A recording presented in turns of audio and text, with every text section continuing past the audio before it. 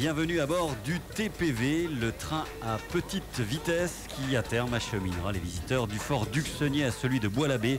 Un bon kilomètre de rail à poser pour l'ARFUP, l'association qui fait revivre ces lieux. Un chantier de longue haleine pour ces bénévoles férus d'histoire, militaires en particulier.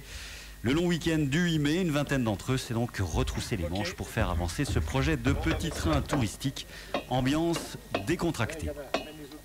Pascal, il y a un petit air de la conquête de l'Ouest là, non? Oui, c'est un peu les rails dans la prairie, on est à l'époque de Lucky Luke là. Les pionniers américains? Oui, les pionniers américains, sauf que c'est pas dans la prairie, c'est au milieu des bois à l'heure-ci. 1, 2, 3, portez! Je vais le faire.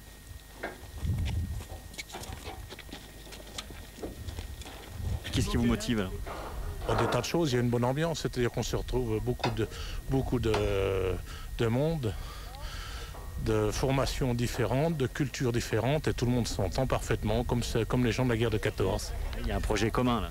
Tout à fait. Qu'est-ce qu'on ressent quand on est à bord du train? Ah bah c'est marrant, hein, ça fait plaisir.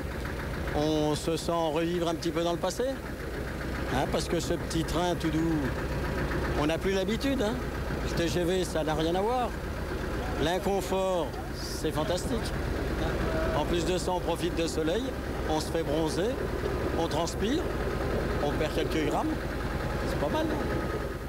Travailler plus pour toujours plus de plaisir à faire revivre ces temps révolus. Tel est le mot d'ordre ici, au moment d'aligner de 12 mètres en 12 mètres ces rails du futur TPV.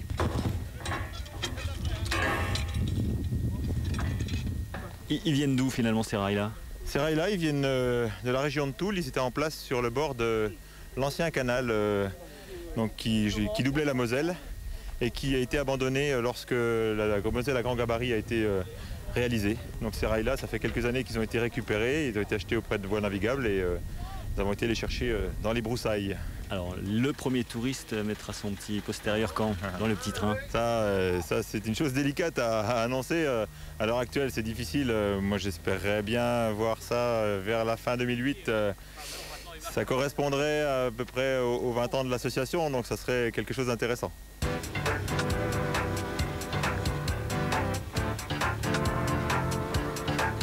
L'ARFUP touche au but, même si ses membres doivent également et avant tout entretenir l'existant, mais aussi assurer les visites qui ont redémarré tous les dimanches depuis le début du mois de mai.